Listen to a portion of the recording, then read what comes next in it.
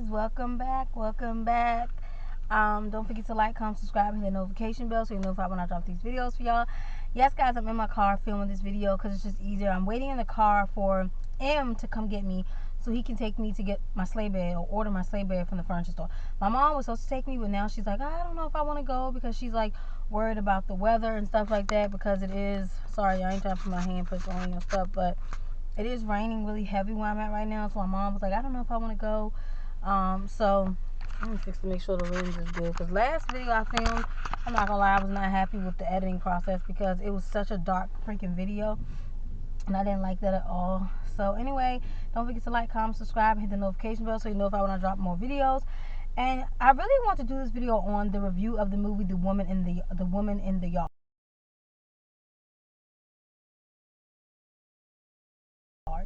Now, I've seen a lot of reviews on that movie. Okay, I first knew about the movie because my dad showed me a clip on YouTube, and he was like, "Oh my God, I want this movie for Father's Day. Can you get it for me?" And I kind of surprised him on Father's Day and bought him the DVD. I first watched the movie with my mom, my dad, and my daughter. It was like my dad had this big. Parents have a den, an extra living room, so we went into the extra living room.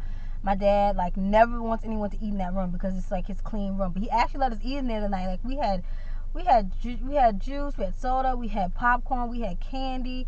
Just my dad made it like an actual movie theater. It was so fun, and we all watched the movie as a family. Okay, so I saw the movie a second time again when I was.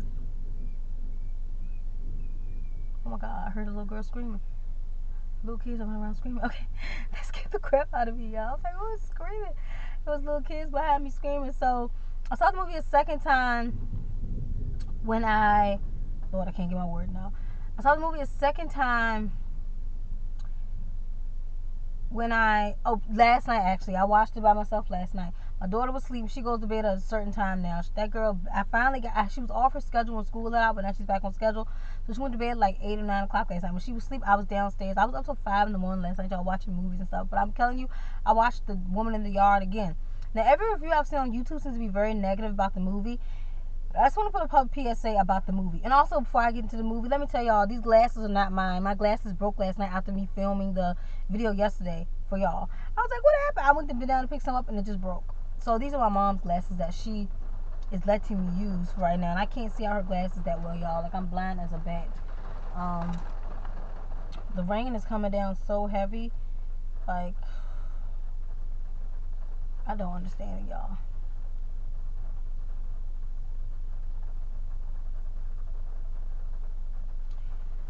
So that's basically it.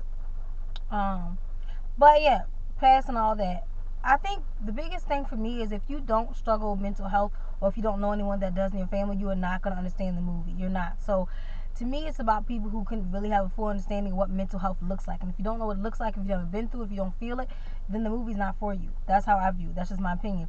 I myself struggle with mental health issues. I struggle with anxiety and depression, and another third diagnosis I just was diagnosed with probably a month ago that I'm not comfortable with discussing right now. But eventually I will do a full video on all my diagnoses eventually when I'm comfortable. I promise y'all I'll do a whole video on my mental health and what's going on with me. Just know that I'm okay. I take my meds every day and I'm good to go. But that's all I'm gonna say for right now. I'll do a whole separate video on my diagnoses and what, where I'm at with that. But moving on. So basically, I remember in the beginning of the movie, if you watch it, it shows that her son she was laying in bed, didn't want to get out the bed. It was like she got these flashbacks of her husband, her husband in the movie, all these flashbacks of him. Her son got up and he made breakfast for them. The breakfast obviously wasn't that good, and then they had a big dog. The dog's name was Charlie, and the dog had got sick of him. He vomited the food up, and it seemed like they were just doing their everyday family routine when this lady just appears in their yard in all black. Now, they don't know why she's in their yard. The kids are questioning the mom. The mom is not telling the whole truth.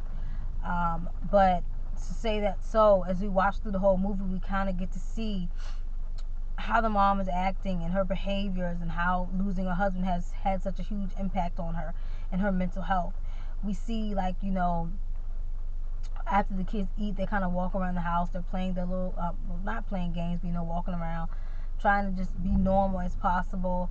But this lady is sitting in their yard. She goes out to the yard and she tries to talk to the lady or whatever. And she's like, who are you? And she doesn't give the lady her full name. And Then the lady won't leave, and they show a scene where it looks like the dog passed away or something because they're pulling the chain. She's pulling the chain. She can't find the dog. But what I got from all this is mental health is real. She was beating herself up every day for her husband's death. Because if you look deep into the movie, she was mad at him that night when she was driving the car. And if y'all have, FYI, if anybody who's seen the movie or haven't seen it, I'm sorry to spoil it for you, but I gotta break down the review, okay? So, but you really gotta see it for yourself. But anyway, and so she was really broken and she was hurting. And it shows a scene where she's telling her husband she's not happy. She didn't want to move to the country, and her husband said, well, in the city you weren't happy either. I thought we could do this here. And they just go on to talk, and next thing you know, they get in the car to drive home. She's driving behind the wheel, and she's driving. Of course, you can tell she's mad while she's driving because she's not happy with her life and she's tired. And so as she's driving, she's not paying attention to what she's doing. A car comes out and she swerves, and everything just goes left. And her husband, he's unfortunately passes away. And so you can see like they're struggling without the husband because he was the breadwinner. He's the one who took care of the family. And now it's like kind of like, what do we do from here? Where do we go from here? And the guilt was eating her up because she had actually told the cops and told everybody else that he was driving the car, that she wasn't. And so she had a messed up leg and she had all these stitches, and you could just see behind those eyes that she had that there was a lot going on that she was not telling. And so that lady outside in the black was kind of like her, if you want to say it, like for me it was her, but a different version of her. It was her behind that veil, but a different version of her. And so she's fighting with herself because it's her, but then she has that dark side of her that's like, you know what, you got to pay for this, you got to tell the truth, you can't keep hiding this from your family, you got to be honest. And she's fighting with herself. And so throughout the movie, that's what we see. And I can relate in a lot of ways to this movie because of my mental health, but also because I remember I lost a really close friend about 2 to 3 years ago. And I remember I actually was wearing the same dress when I met this particular friend. I never forget that day. My hair looked better than this, but I remember just struggling after his death because I remember we had went 2 months and we didn't speak to each other. I don't know why. I guess we just was busy with our lives. And he texted me one day and we're talking and we're laughing and we're catching up. And he's like, we got to catch up. We got to hang out. And we're just texting back and forth. And I remember I sent this text to him and I didn't get a response. And I was like, well, this is weird. He always responds back. So I'm sitting there looking at my phone. Days went by. I'm texting, I'm calling, but there's no response. I happened to get on, I think I was on TikTok or Facebook or something. I see this message from a mutual friend saying that he passed away. And I said, no, this got to be a different person. This can't be him. I rushed to Facebook. I go to his sister's Facebook, and I'm going to everybody's Facebook who knows him, and for sure he had passed away. The same day he texted me, he passed away, which is why he never responded back. A few moments later. I've been fighting myself and the other person and I feel like, okay, this other person is winning right now because my mental health is not the best. I'm struggling, I'm crying, I'm having anxiety, I'm having depression. I'm going into episodes I shouldn't be having, but I'm fighting against that other person who's trying to bring this stuff onto me. And I'm trying to push against that person to go, no, you will not hurt me. No, I'm not going through this. So that's what the movie was. And unfortunately, the kids had to suffer through that. But I really think if you sit and understand the movie, you will see that she just ultimately wanted that guilt to end.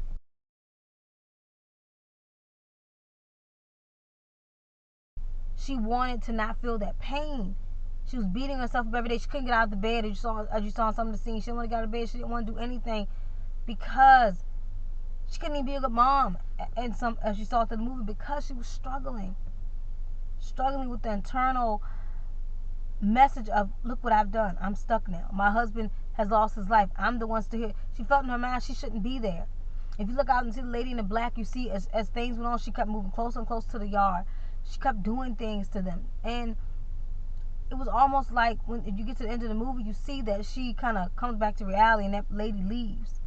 Because she had to go through that. She had to face herself in order to get to the end and forgive herself.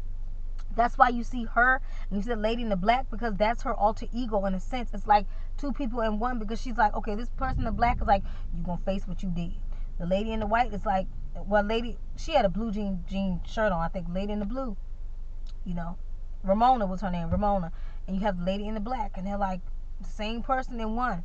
But she's pushing against her to be like, you know what, you did this, you're going to pay for this, you did it, you're going to pay for it. And she's pushing back like, No, she did not want to pay for what had happened because she felt like she had made a mistake, but she didn't mean to do it.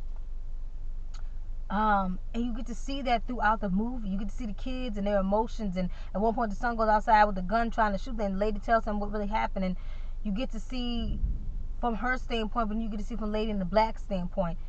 And we get to see that while we can look at it as to me, I call it more of a thriller, psychological thriller, than I would say a horror movie. But it's still really, really good movie, and it can help a lot of people who struggle.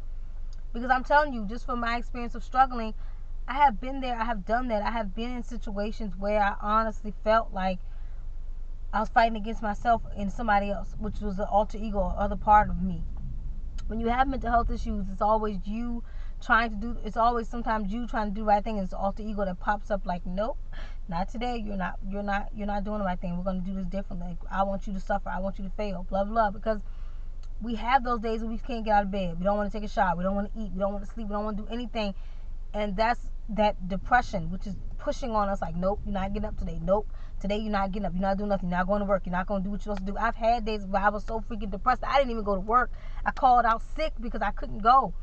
And so when you look at that movie, The Woman in the Yard, it resonates with me. It should resonate with anyone who has mental health issues, because you can see that she is struggling. You can see that the woman in the yard is the one.